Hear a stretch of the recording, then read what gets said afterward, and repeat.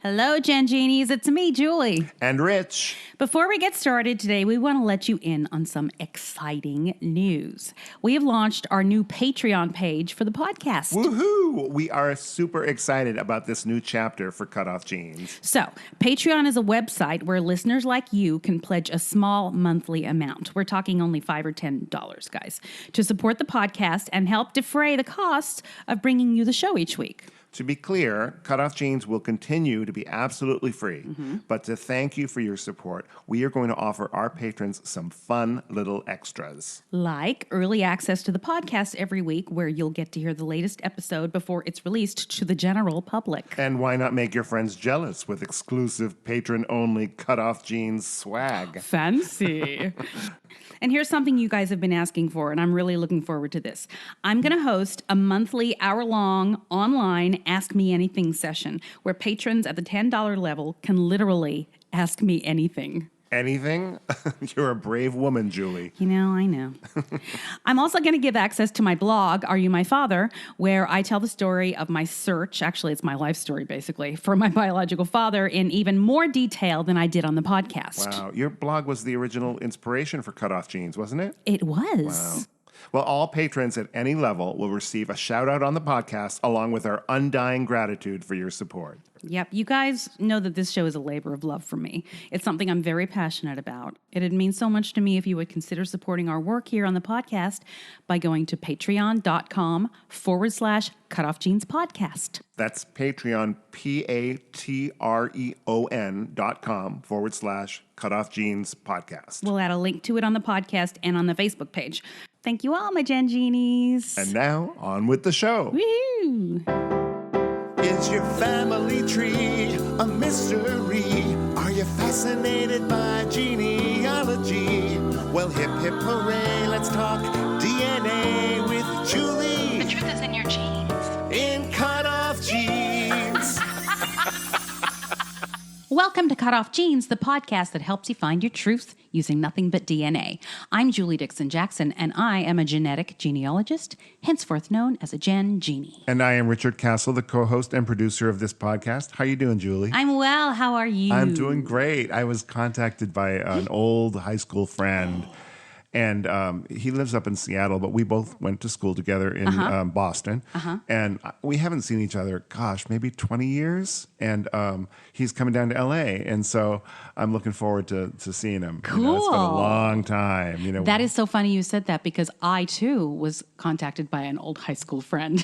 From the Australia. States? From Australia. From okay. Australia. And actually, she was more than a high school friend. We were like best friends from sixth grade See, yeah, my to friend when I left Australia. It was the same. We were like best friends in high school. Yeah. So she has a really unusual name, and this is strange. And she's doesn't really get on the internet. And I spoke to her maybe very briefly, like 10 years ago. We emailed back and forth, but she never did social media. So every now and then I Google her just because of how unusual her name is. Right. And if she's there, I'm going to find her. And I found a Facebook page for her. But there didn't seem to be anything on it. And it was like, it looks like she tried but gave up. So, Next day, I get a friend request from her. Was it a coincidence, or did she see that you had visited? Well, that's what I asked. I said, did you get a friend suggestion? Because that's a thing that happens. I've been told that if you've been looking at somebody's page, all of a sudden you start getting suggestions that maybe you want to be friends with this person. I see. And she said, no, I was just thinking about you. If Barbara Streisand is on Facebook, she's like suddenly getting friend friend Richard suggestions. Castle. Richard Castle, who the hell is that? Yeah, I get a lot of friend suggestions of people that I'm stalking on Facebook. Well, my friend, we've stayed in touch on and off over the years. It's not like we've been completely out of touch, but we haven't actually seen each other. We were trying to figure it out, and I said, I remember I met your girlfriend. And he goes, well, which one? He says, I measure my life in like which relationship I was in. I kind of do time. too. Yeah, well, but when and haircuts. But you've been married for a long time now, so it's not. I guess with the kids, you can say, my kid was 10 at the time. It'll be interesting to see each other as That's fun. middle-aged gentleman. So Yeah. Middle-aged gentleman. I feel like I want to show up at the restaurant where we're going to meet, like doing the Willy Wonka thing, like where he comes out with the cane, comes out of the candy factory with the cane, and then does a forward roll. And then just like, look, I'm really young and fun.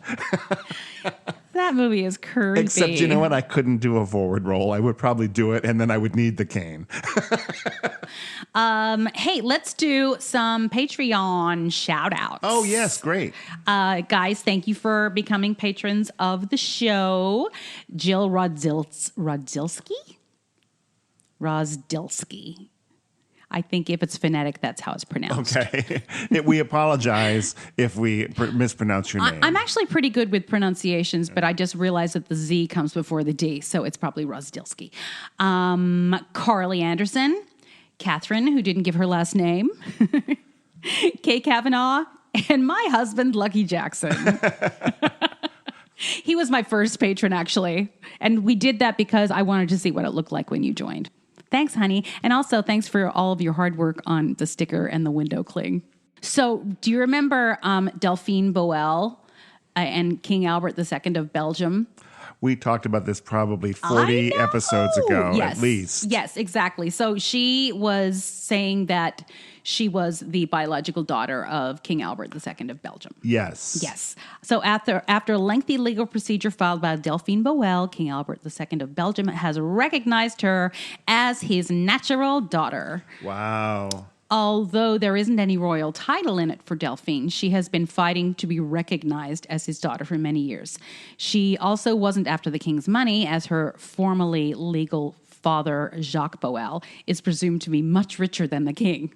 Really? Yeah. That's interesting. That's a twist, huh? Well, it is. You'd always expect that they'd be some like peasant saying, oh, no, yeah, oh, yeah. I'm royalty. Right.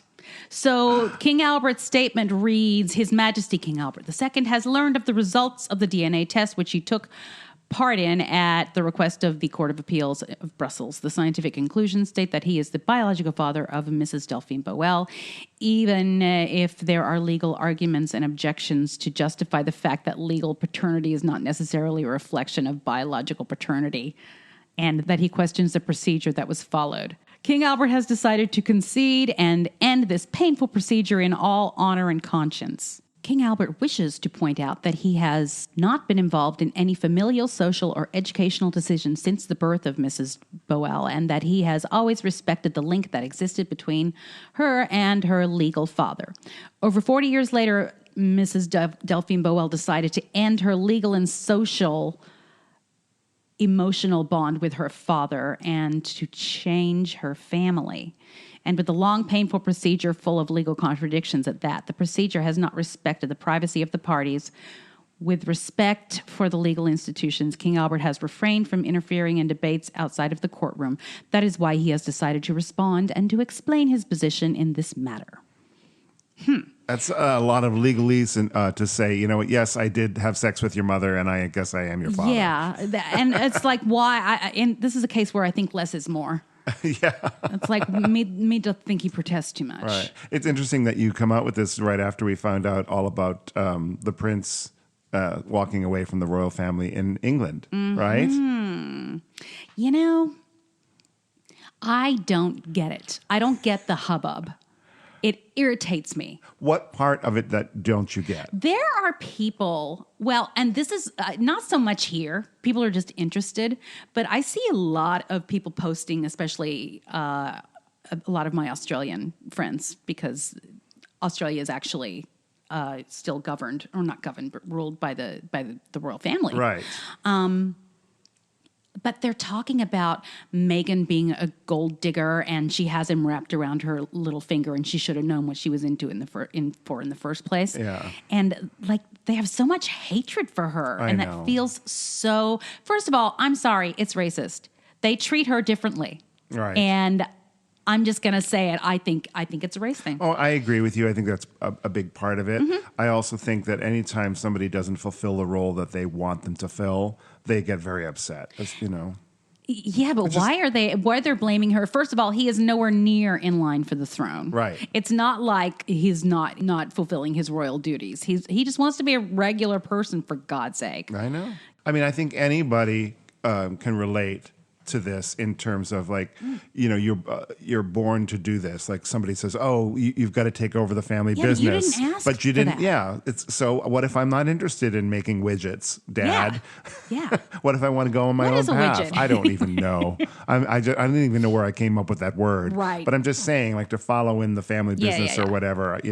I think I mentioned this at a friend whose father owned a restaurant and was hoping that it was sort of grooming my friend to take over when he retired, and she wasn't interested in it. She worked there and she did it, and she's like, yeah, I don't want to take over the restaurant. And I think it kind of hurt his feelings, but like, she's got to live her own life. You gotta be who you are, Right. people. I just remembered in one of these threads that I was reading on a friend's page that there was clearly hate for Meghan.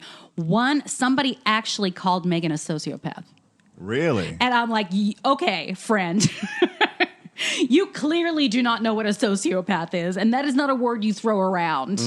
She's not a sociopath. She's just a person who loves somebody and wants to be a normal person. I don't know. Okay, I'll get off that. I would think that people would be like, oh, good, we have 2 or 3 less mouths to feed, because the people pay, their taxes go to pay for the royal family. That's true. And now I think the biggest concern is probably they're going to need so much security, which is going to cost a lot of money in Canada. Isn't Prince Charles going to pay for that through his money? Like he's got a trust fund he helps them out. They have plenty of money. Yeah. Who knows what goes on behind the scenes. They're very strange. Having never grown up in a country where we had a monarchy, I can't really relate to any of that. Yeah. But whatever, people. Well, and you know what? I think it's charming. I think it's kind of I think it's just a tradition thing, and it shouldn't be taken so seriously. It's funny that it has to be like a big announcement, like Katie just said, Right. to his family, I'm not going to do this anymore, and I'd rather be like, I'll just kind of fade what? from the public eye. They had to do that because the family would have tried to control it in a different way. I see. That's why they announced it before telling the family, which I think is actually pretty smart. Because the way the family responded to it after they knew exactly what they wanted to do is important. Right. And they could have controlled the narrative more if they hadn't already. It's so fascinating because it's really it's a family living in the public image, right? Yes. Yeah. Oh.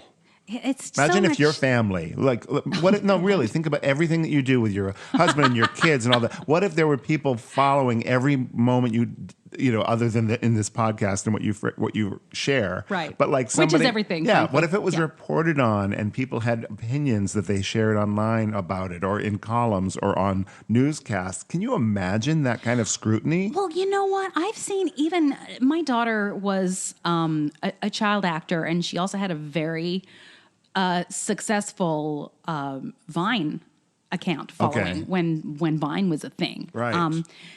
And I would make the mistake of going on and reading the comments. Oh, no. And I would Lily was like, stop it, because I would start firing back at people for the things that they said to her. I'm like, what is wrong with you? Yeah. That you feel the need and the right to say this to a child. Right. It's so weird. Right. Anyway, getting back to King Albert. Oh, yeah.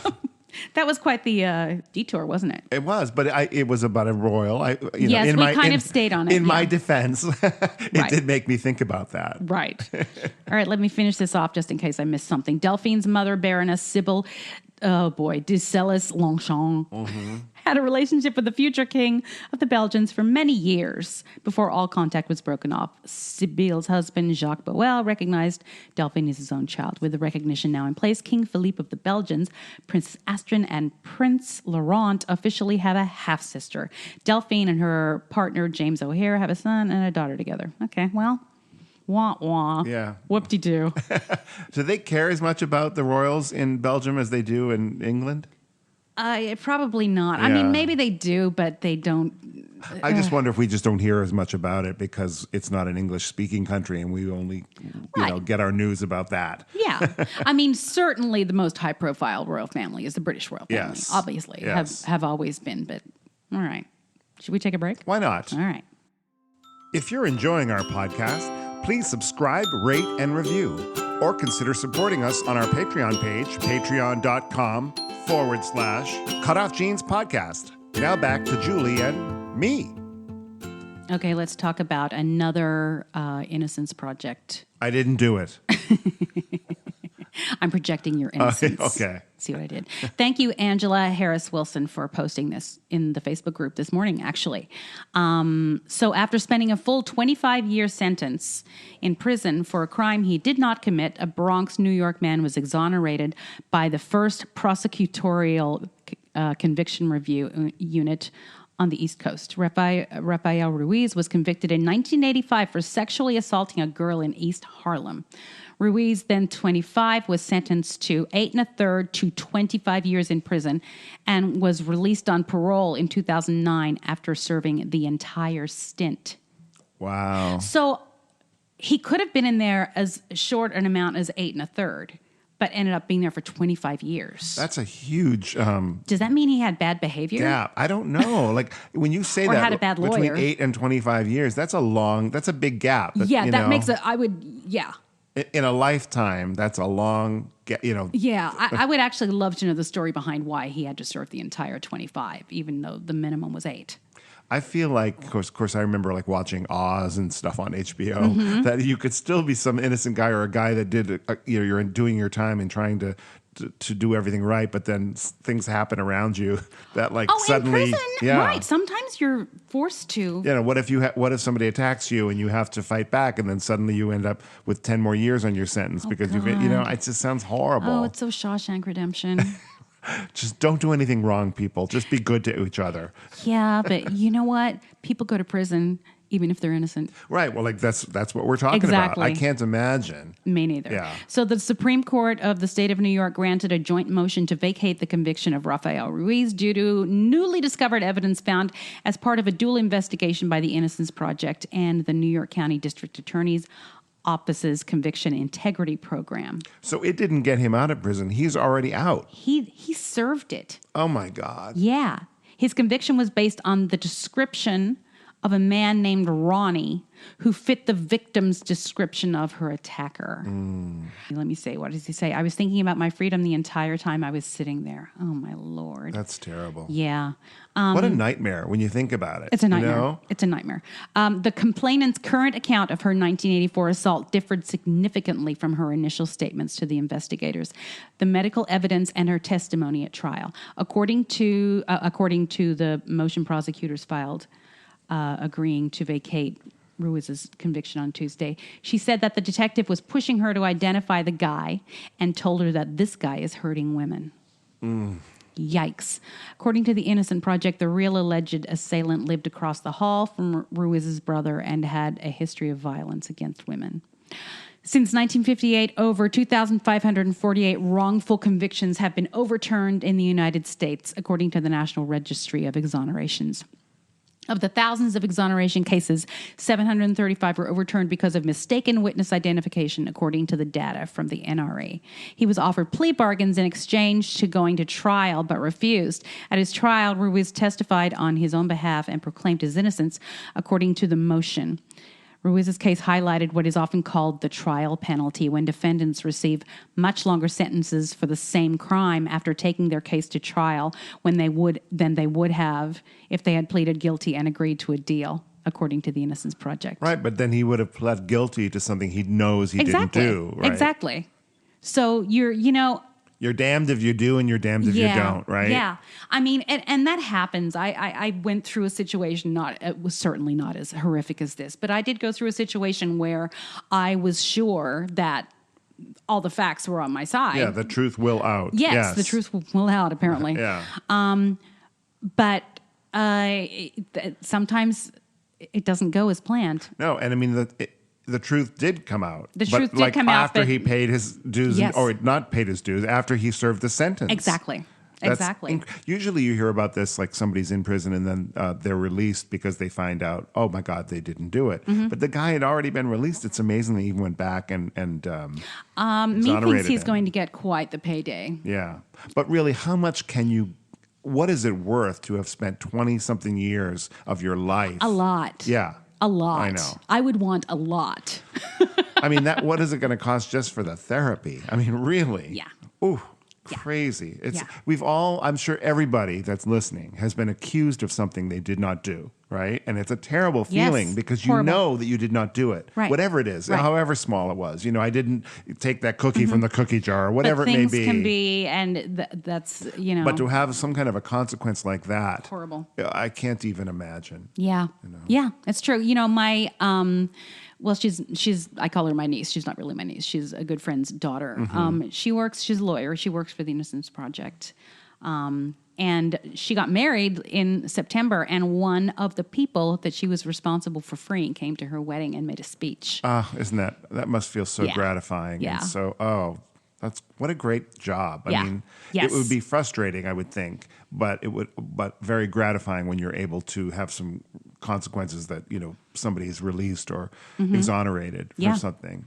Whew. Definitely. Yes. Definitely. And I'm assuming that, again, we're talking about this because DNA has a lot to do with this the Innocence Project, yeah, right? that article didn't say that, but I'm assuming that's how they did it. And it feels like when I'm reading these articles and stories about people who have been who were wrongly convicted, it's usually DNA evidence that sort of exonerates them. Absolutely. So that's why. Really the only thing that can exonerate them because it was something that was not available back then.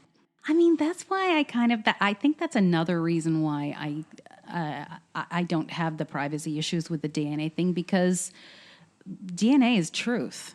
Right. And the truth will set you free if the truth will come out. Right. And if you have nothing to hide, I don't understand. Well, I mean, that's an interesting perspective, too, because, we talk about it in terms of, if I give a DNA sample, I might end up helping to convict some distant relative who does something. Right. But maybe the way to think about it is that same DNA sample may also save your life if you end up going to jail or, being arrested for something you didn't do. It may exonerate you. Yes. So right. Yeah. That's two sides of the coin. Sure is. Sure is. All right, let's talk. Here's a little book nook. Oh, okay. Yeah, that's fun. We haven't done one of those in a while. I know. I saw this. I actually saw this, found this on YouTube, and I thought it was interesting. So this book is called I Am the Ancestor by S. Monique Smith. Now, she is known as the, I think, longest living Jane Doe. Oh. So she was a foundling. Okay. And she has, I guess she's gone the longest or something without being able to identify who she was. So the I Am the Ancestor is a book written by a 48-year-old woman who is the genesis, the beginning of her family. Known as Symboli Monique Smith sometimes, the author undoubtedly believes that she was abducted around the tender age of 2, and as a result has no accurate records of herself. After 15 years of endlessly searching for answers, she decided to tell her story in an attempt to leave behind a true legacy for her 4 children. I Am the Ancestor is an inspirational account of the life of one living in a world with no links, no attachments, and no real existence. That speaks to me. Wow. It's like you're creating the beginning of a line, but that speaks so clearly that adoptees feel so disconnected from the world because we have nothing to draw from. And in this case, I mean, she was a foundling, so not even someone was given up for adoption. She was just left, right? Right. So there's no paper trail ever. But I believe she calls herself, her name is Monique, but I think she has actually recently found out that her birth name was Symboli. So I think DNA probably finally gave her the answers. This reminds me of that story of that foundling that we just talked about. Paul Franczak. Paul Franczak, yes. Wow. Yeah, it's very cool. The book will not only be a way for me to share with my children the life's identity of their mother, it will make them aware of our unidentifiable past while touching the soul of every possible role player. She recently discovered that the woman she has known to be her mother throughout her life is of no relation to her. On her quest to find answers, she found no trace of her biological parents or possible siblings and no concrete leads from the police officials. Oh, okay. The book was written before she found out that her name was Symboli, I see. if that makes sense. So now we need an afterword. Yeah, you know what? There is a link, and it's www.knownasmonique.org, and I'll put it in the Facebook group, where you can hear the updates of where that name came from. That's so interesting. Yeah. Wow. Yeah. Yeah, that is interesting. I forgot that what I was reading was the synopsis of the book, but the YouTube that I watched had her telling that was where the Symboli part came it's sort of like the Paul Franzak case. Like, he wrote that book, but now we know there's more information that's come out, and that we assume will be another book at some point down the line. I'm sure. Yes. I'm sure. In fact, maybe that's what she was promoting on that particular show, but I wasn't paying attention. Okay. Do you want to take a break? Yes, let's. Okay. Thank you for listening to Cut Off Genes with Julie Dixon Jackson and Richard Castle. You can support us by going to patreon.com/Cutoff Genes podcast. Now, back to the program. All right, story time. Oh, good. This is part 2, right? Yep. Part 2 with Carol J. Laufer, Covarrubias. Well, do you remember where we left off last week? Yes, I believe she told us that she found a half-sister. Oh, that's big. And this, now we're going to hear the story of her half-sister's life. Great, let's listen. All right. And they would not allow the marriage to happen.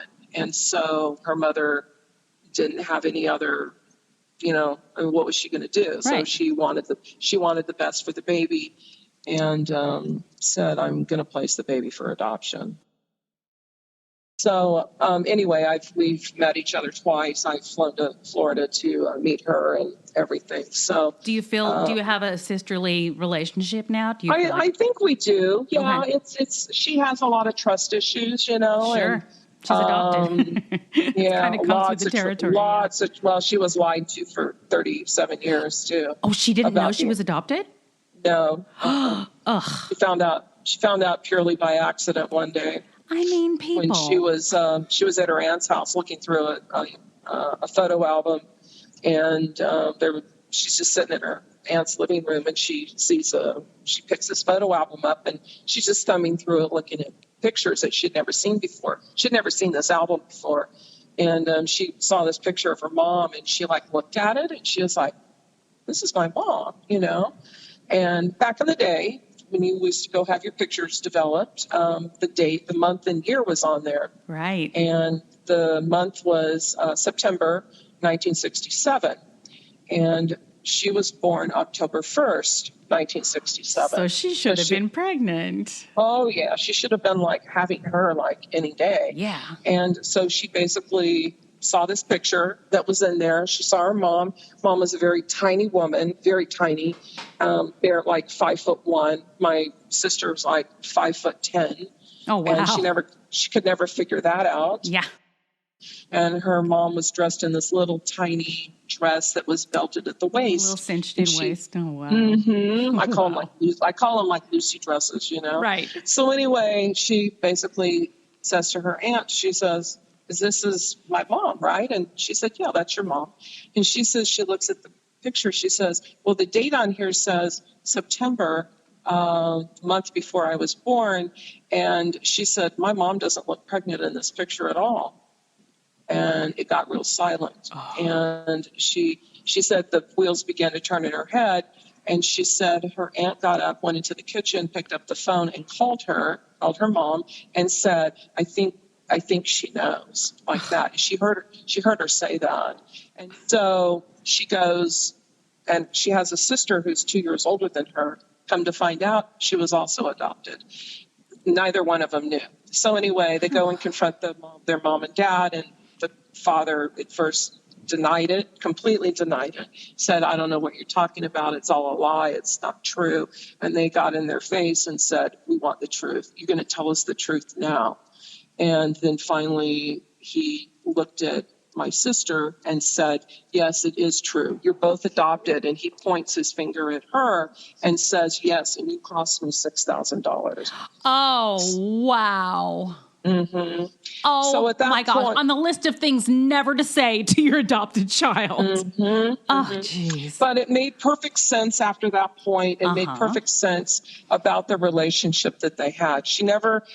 They never bonded. She herself never bonded with her mother ever. There was never and so once she found this out, it made perfect sense to her about this. It all falls into place. Yeah. Yeah. And so anyway, since then, which is long before she actually found her out what her ethnicities were and stuff like that, she had a real trust issue.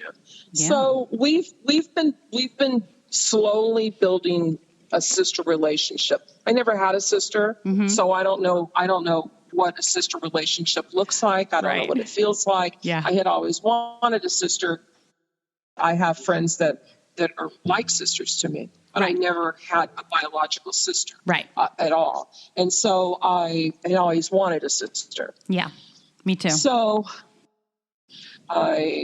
she had asked me she doesn't like to celebrate her birthday anymore because of the fact that to her, it was the day she was given away to these people. Yeah. And that they were, that she was lied to for so many years. Right. You know? So God, she it has just a lot adds of trust. another layer. Yeah.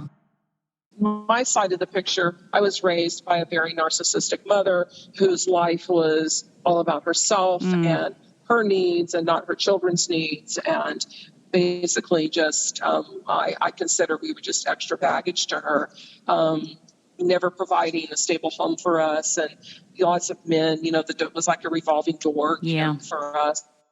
And then, of course, I got in touch with cousins on my birth father's side of the family, and they began to tell me what a wonderful man he was. And, had he known about me, he would have definitely wanted to be involved in my life. Yeah. And then he wanted to marry my sister's mother, really. He wanted it. Yeah. But because of the circumstances, he was not able to. So we get back to the DNA. So I had my younger brother test.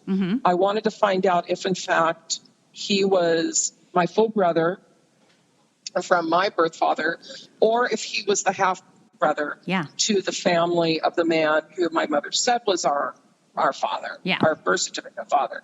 So my brother tested, and it comes back. He has a completely different father also.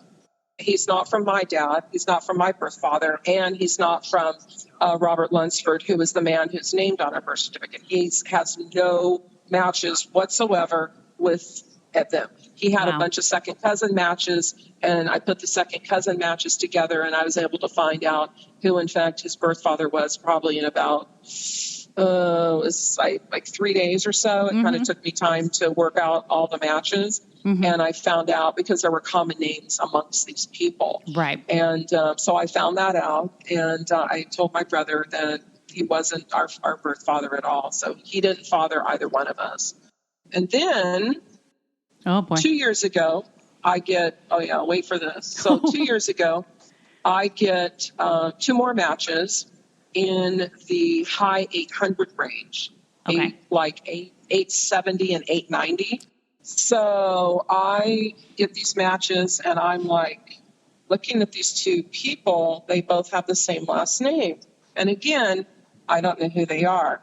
I get a message from one of them, and he says to me, he goes, "I'm sure you're seeing that we're matching each other, and the other person that you're matching is my brother." And I'm like, "Yes, I see that." And he said, "I'm matching somebody by the name of Ed." And I messaged him back, and I said, "Yes, that's my younger brother." And he said, "I've looked at everything." And he says to me, "I hope this isn't a shock to you, but I'm pretty sure that your mother is the birth mother to my father." Oh, wow. And I said to him, "It's not going to shock me in the least." I said, "You don't know my story." And I said to him, "Is your dad adopted?" He said, "Yes, my father was adopted." And I said, "Where was he born?" And he said, "Dallas, Texas." And I said, same place I was born.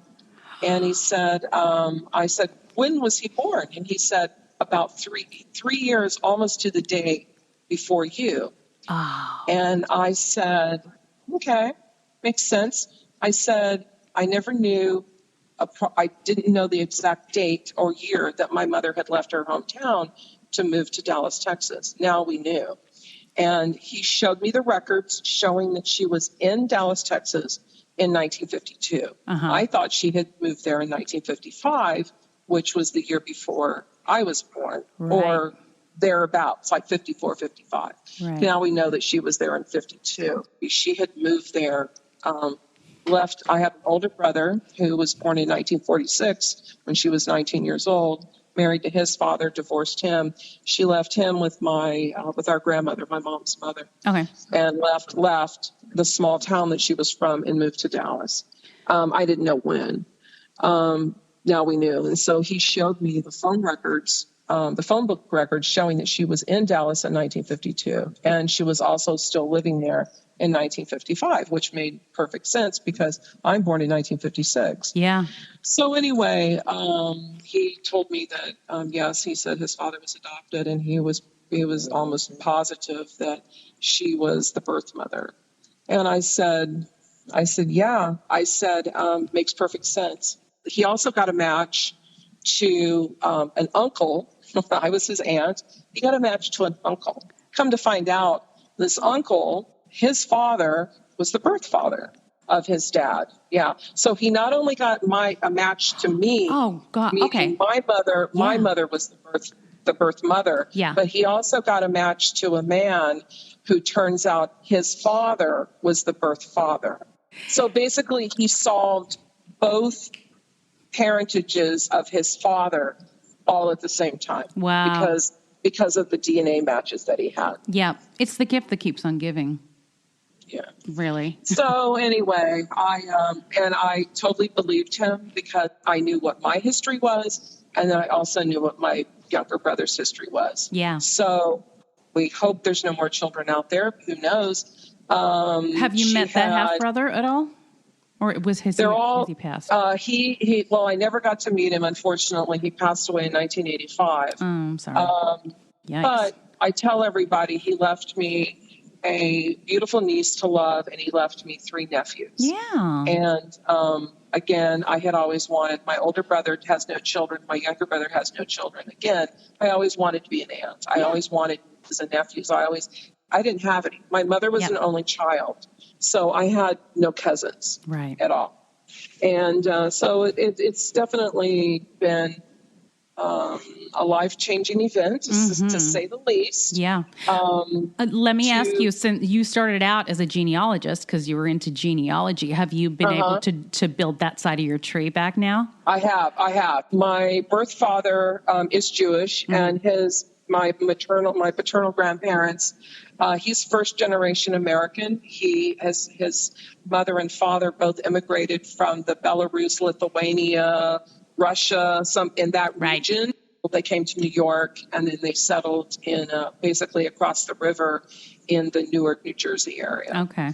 And where he was born, and he has 2 brothers also. Okay. So I've been able to make contact. I've been able to find them, and then I've been able to find their children, which would be my first cousins. And one of the first cousins did test. He says, I'll do a test. He goes, I think this is really interesting. And not that he didn't believe me, or anything. And he says, I just want to know more people out there. I want to know more people from my mom's side of the family. Yeah. So he did. He tested.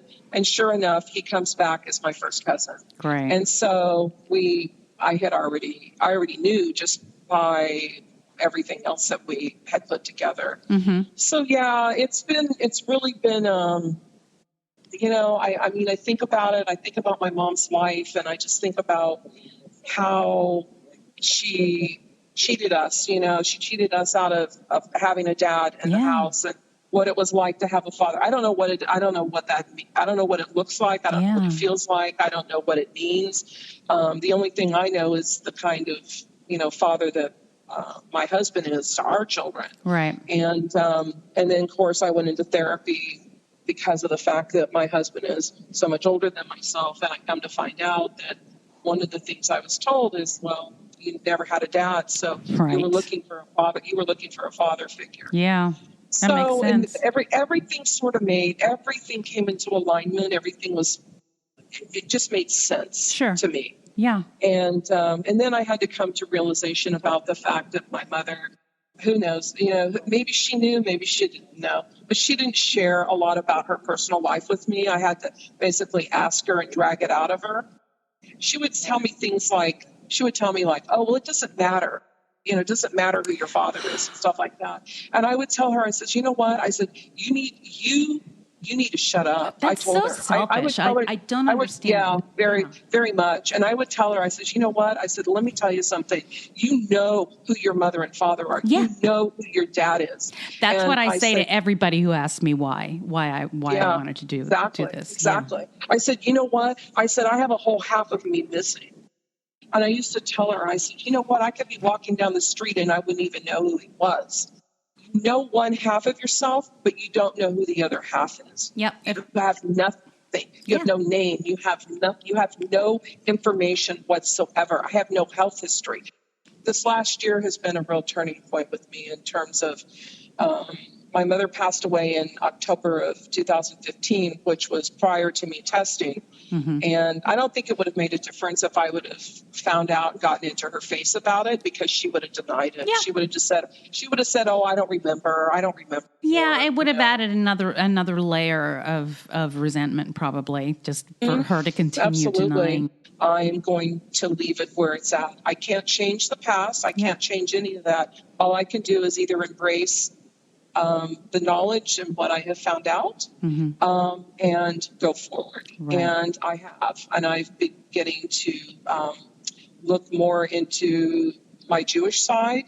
About 4 or 5 months ago, I just made the decision also that I no longer want my birth certificate father's name on my birth record. So I have petitioned the court to have a court order issued through the courts here in California to have my name changed, officially changed on my birth certificate. That's awesome. I cannot have my birth certificate father's name removed from my birth certificate and have my birth father's name added to it, because both of them are deceased. But I definitely can have my last name changed. Okay. So I'll have to have the judge. It's a court order, which means any other state would have to recognize and abide by that court order.